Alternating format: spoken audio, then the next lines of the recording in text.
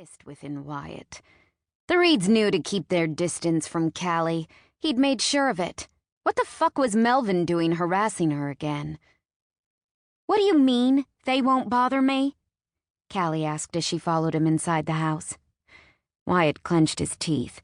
That comment should have never passed his lips, but the deed was already done. If he didn't give her some type of answer, she'd pester him for eternity, though she didn't need to know the entire truth.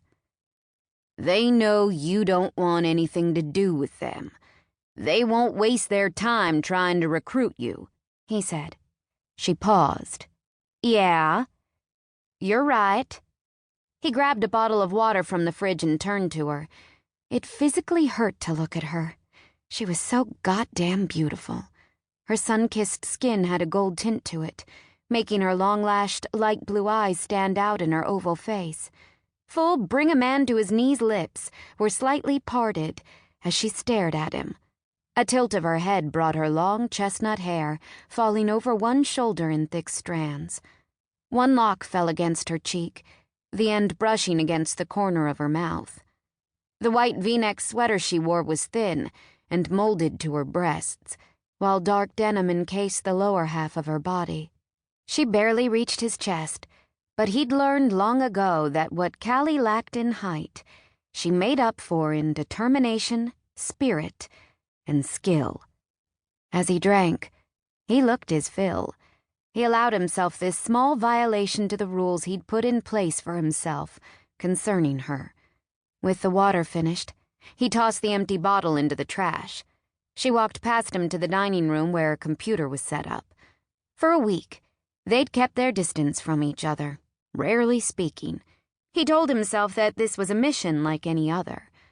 Except it wasn't, because she was there. Willful, impetuous, fierce Callie. He moved so he could see into the dining room as she began working. Life had been stacked against her since before her birth, but she looked any obstacles in the face and told them to kiss her ass.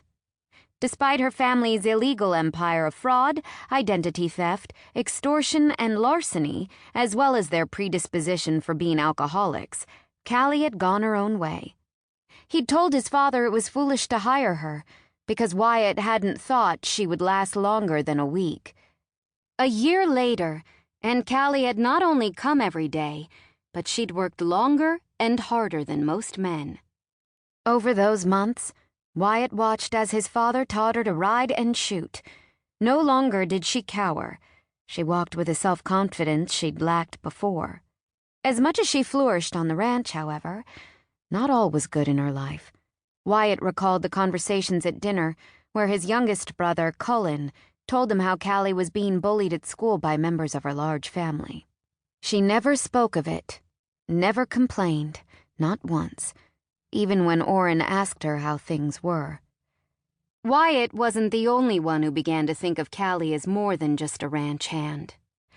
Maybe it was because of the interest his father had taken in her. Wyatt didn't know or care.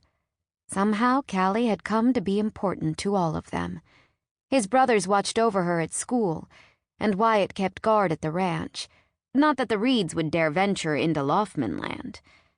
All seemed to be going well, until one day, Callie didn't show. She was never late, so her absence alarmed everyone. Wyatt had immediately known something was wrong. He'd saddled a horse and went looking for her. An hour later, he found her beaten and unconscious at the edge of the property. There were marks on the ground where he could see she'd pulled herself toward the ranch. Seeing her lying so still had brought back memories of finding his mother after she'd been murdered. And something snapped inside him. Wyatt brought Callie back to the ranch. While his father, uncle, and brothers doctored her, he went to the Reeds. There he unleashed his fury on those responsible for her thrashing. By the time he left, he had a busted knuckle and a bloodied lip, but he felt immensely better seeing all of the men either knocked out or rolling around on the ground, moaning in pain. And with the beating, he'd let every Reed know to leave Callie alone, or he'd return. She didn't know he'd been the one to find her that day in the woods. Callie didn't like feeling defeated.